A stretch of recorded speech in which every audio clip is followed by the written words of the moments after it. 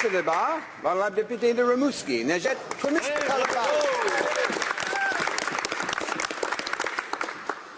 Mr. Speaker, let me read from the Liberals' electoral infrastructure announcement on August 27, 2015. A Liberal government will make the largest new infrastructure investment in Canadian history. Our plan will nearly double federal infrastructure investment to almost $125 billion from the current $65 billion over the next decade, reaching an additional $9.5 billion by year 10. The Liberal Party platform on the subject of infrastructure that can be found on page 15 said of the infrastructure bank that it would provide low-cost financing for new infrastructure projects and provide loan guarantees and small capital contributions to provinces and municipalities to ensure that projects are built. I understood, Mr. Speaker, from this that the Liberals committed to massive public investments to update our infrastructure. And they were to do this with their deficits. And believe me, Mr. Speaker, so did Canadians. And the reason is simple. Never did the Liberals mention anywhere in their platform that their intention was to privatize public assets. Never did the Liberals mention anywhere in their platform that their intention was to privatize the revenue streams of assets. And never did the Liberals mention in their platform that their intention was to allow for tolls and user fees to become the rule for public assets. Yet, this is where we're at in this so-called economic and fiscal update. Monsieur le Président, je me questionne à savoir ce que les députés libéraux de cette Chambre pensent de la direction qui a été prise par leur propre parti, particulièrement les députés libéraux qui se disent progressistes. Parce que la volonté des libéraux est devenue claire, celle de privatiser tout azimut, et c'est devenu clair, en fait, le 20 octobre dernier. Rappelons-nous que le 20 octobre dernier, nous avions appris que le gouvernement libéral avait donné à la firme d'investissement Crédit Suisse le mandat d'étudier les avantages qui découleraient d'une privatisation des aéroports canadiens. Mettons de côté le fait que jamais, au grand jamais, les libéraux n'avaient évoqué la possibilité de privatiser les aéroports pendant la campagne électorale, ce qui était déjà un énorme problème en soi. Mais est-ce qu'il n'y a pas un seul député libéral dans cette Chambre qui considère comme problématique que les libéraux donnent le mandat à une firme privée dont la raison d'être est l'achat d'infrastructures, incluant les infrastructures d'aéroports, si ce n'est pas un conflit d'intérêt de lui demander si oui ou non elle devrait lui vendre les siennes? Est-ce qu'il n'y a pas un seul député libéral dans cette Chambre qui peut voir l'évidence du conflit d'intérêt dans l'attribution de ce contrat? Laissez-moi vous l'expliquer dans un langage simple. Crédit Suisse a un intérêt certain à voir les aéroports canadiens être privatisés, puisqu'il achète lui-même des aéroports. Et les libéraux lui demandent s'il devrait privatiser les siens. C'est une tendance inquiétante, puisque les libéraux ont aussi pacté le soi-disant Conseil consultatif sur la croissance économique. Et ils l'ont pacté le promoteur de la privatisation des infrastructures. Commençons par Dominic Barton, du McKinsey Consulting Group. Il est président de ce conseil, et ça fait 5 ans qu'il est au McKinsey Group, et ça fait 5 ans qu'il fait la promotion de la privatisation des infrastructures partout dans le monde. Aussi récemment qu'en juin dernier, et à ce moment-là, il avait déjà commencé son travail de recherche intense pour voir où le gouvernement canadien devrait aller pour faire croître sa croissance économique. Bien, il a écrit un op-ed, une lettre d'opinion qui a été diffusée un peu partout et qui mentionne ceci. Ça, c'est en plein milieu de sa réflexion. Dans certains cas, un financement peut être trouvé, et l'on parle de financement pour les infrastructures, peut être trouvé sans augmenter les impôts. Les gouvernements peuvent, par exemple, dégager un revenu en instituant une taxe des utilisateurs, en profitant de l'augmentation des valeurs immobilières ou en cédant des actifs et en recyclant les recettes. On est d'accord dans l'idée environnementale de recyclage des actifs ici. Les gouvernements peuvent aussi encourager davantage les investissements du secteur privé en commençant par fournir un cadre réglementaire sûr et fixer des prix qui se traduisent par un taux de rendement ajusté au risque acceptable. De manière plus générale, elles peuvent prendre des mesures pour créer un marché qui mette mieux en relation les investisseurs institutionnels recherchant des rendements stables à long terme et les projets ayant besoin de financement. Alors ça, c'est déjà la conclusion de M. Barton, avant même que le rapport soit vraiment complété par ce fameux groupe aviseur ou c'est un conseil consultatif pour la croissance économique. Un autre membre de ce conseil consultatif, c'est Michael Sabia, qui vient du secteur privé et qui, depuis quelques années, à la tête de la Caisse de dépôt et de placement du Québec. Ben, c'est aussi un ardent défenseur de la privatisation des infrastructures. Et selon ses propres mots, encore une fois, dans un discours qu'il avait donné à la Chambre de commerce de Toronto, pour des investisseurs à long terme, l'infrastructure offre quelque chose qui n'est pas facile à trouver aujourd'hui. Des rendements stables, prévisibles de 7 à 9 % avec un risque faible de perte de capital. C'est exactement ce dont nous avons besoin pour répondre aux besoins à long terme de nos clients. Ça, c'est les commentaires de M. Sebia. Donc, la Caisse de dépôt et de placement a un intérêt certain dans la privatisation d'infrastructures. C'est un gâteau dont elle veut avoir sa part. Il y a un troisième membre du Conseil, ça ne s'arrête pas là, il y a un troisième membre du Conseil consultatif, qui est Mark Wiseman, qui se trouve à être un directeur principal de la firme BlackRock en ce qui a trait aux investissements. BlackRock, c'est une firme d'équité privée qui a des actifs sous gestion à travers le monde de 4,7 trillions, ou milliards en fait. Billions. Voilà, le terme en français, en anglais c'est trillion, en français c'est billion. Juste pour résumer, 4,7 billions, c'est 4 700 milliards. Donc, c'est une firme qui est même plus importante que la Caisse de dépôt et de placement, qui déjà n'est pas une naine dans son domaine. Alors, BlackRock a un intérêt certain dans la privatisation. Ils veulent aller chercher les actifs des infrastructures. Et il fait partie du comité consultatif qui avise le premier ministre pour la croissance économique. Donc, encore une fois, on est devant un conflit d'intérêts qui n'est même pas voilé. Comment est-ce que des gens comme Michael Sebia et Mark Wiseman, sans parler de Dominic Barton, peuvent-ils faire partie d'un groupe devant faire recommandation au gouvernement alors qu'ils ont quelque chose à y gagner?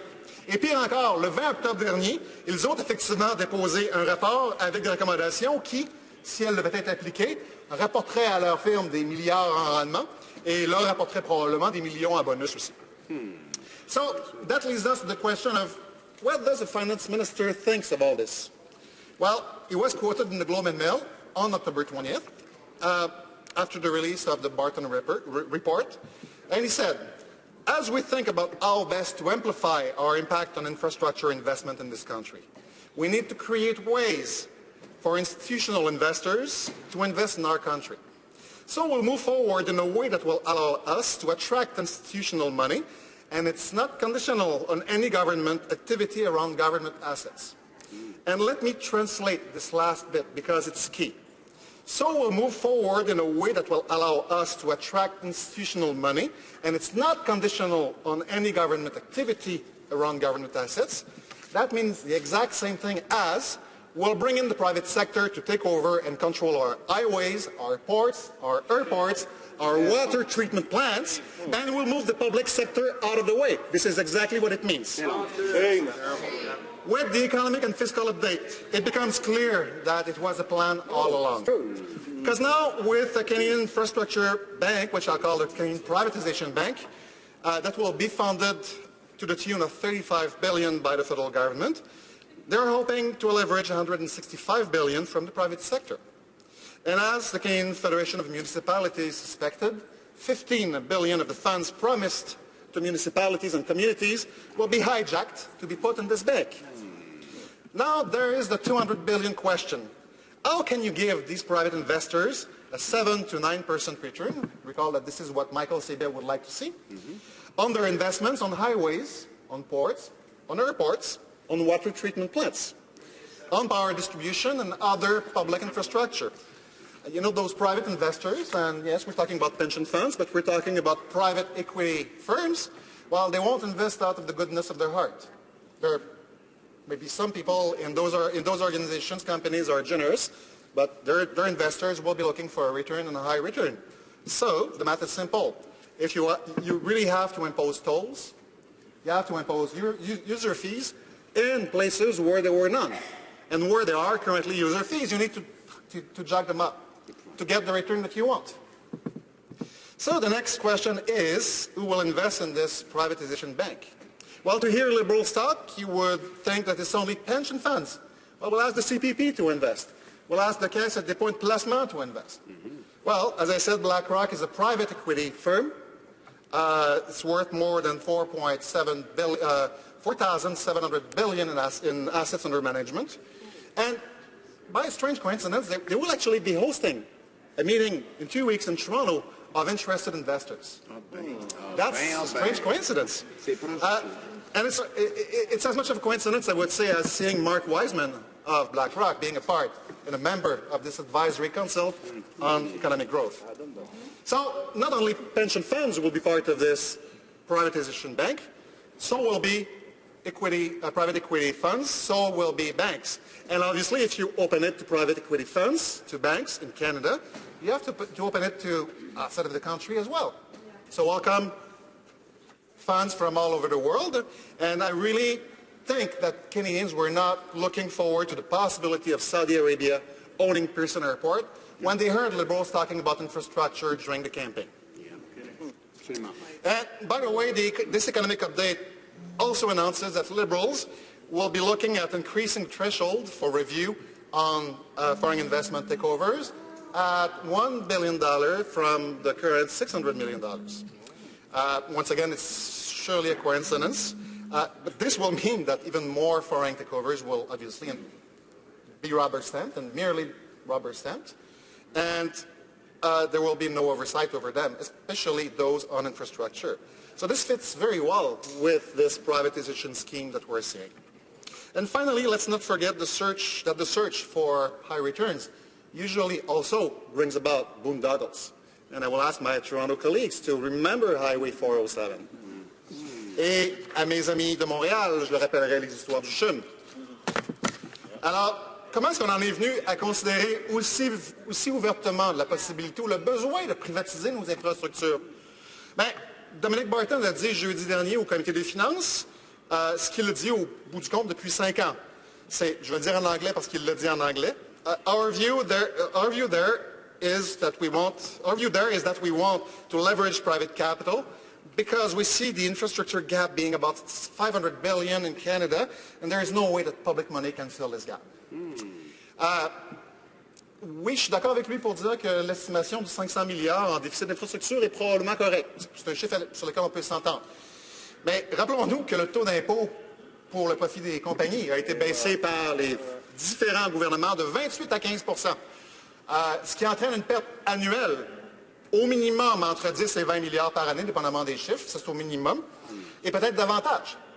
Donc, on espérait, en diminuant les impôts des compagnies, que cet argent-là serait réinvesti par les compagnies. Mais ça n'a pas marché parce que le taux réel d'investissement est pas mal flat depuis une bonne dizaine d'années, sinon plus.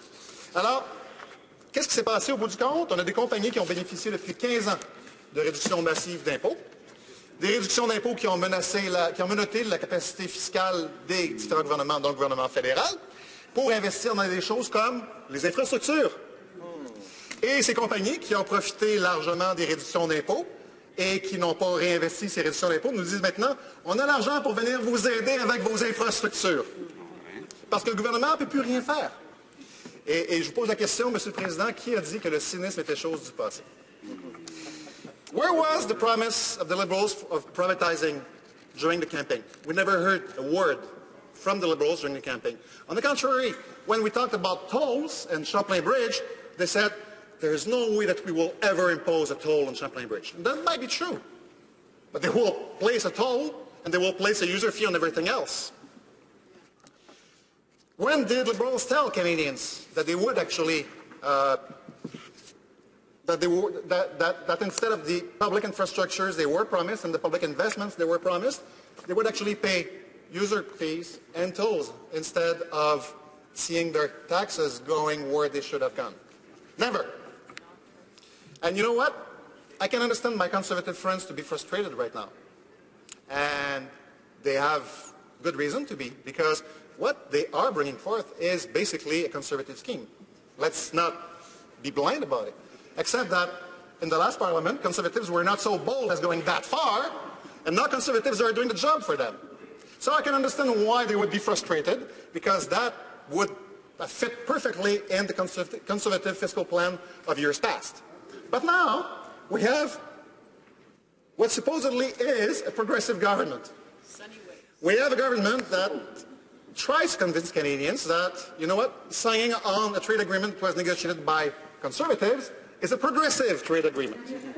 And now we have Liberals who are trying to convince people that the carbon levels, the GHG emission levels that were set by conservatives are progressive targets.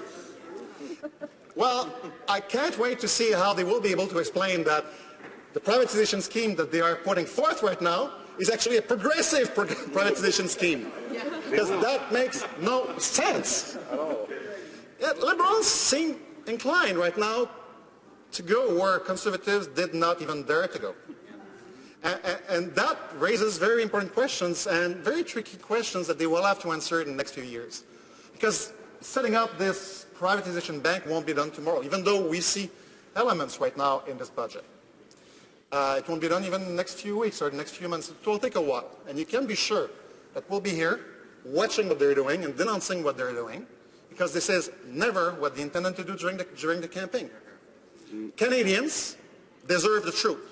And if they were to have the truth from liberals during the campaign, they would have been told to expect that the only way, according to them, to invest in and fill that infrastructure gap is to privatize and to bring in the private sector to privatize the revenue stream and eventually to instill tolls and user fees.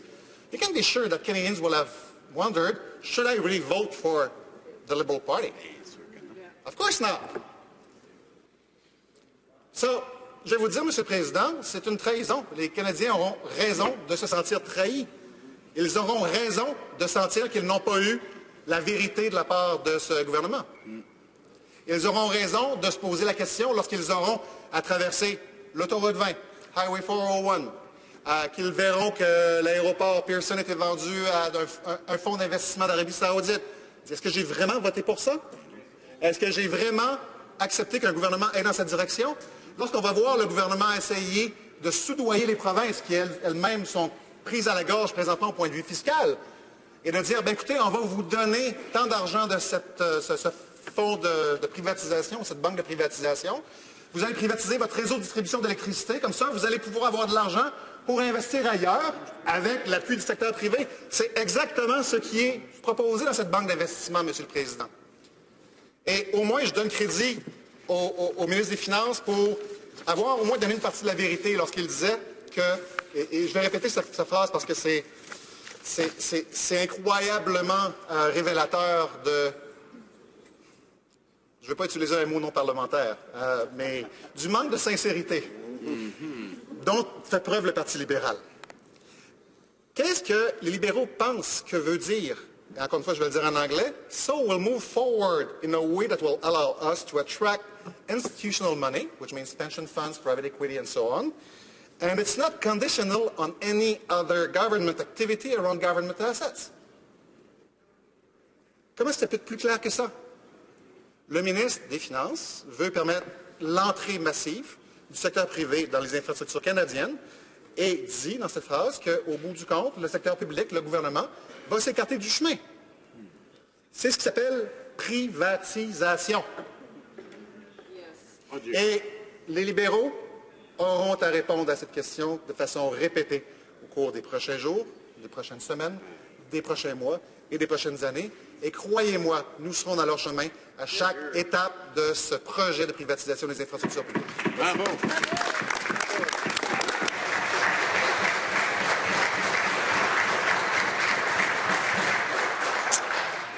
Qu'est-ce que les commentaires? On l'a député d'Avignon, la ce matin, Matapédia. Président, j'aimerais saluer mon collègue et mon voisin de circonscription. Et je tiens à dire que ça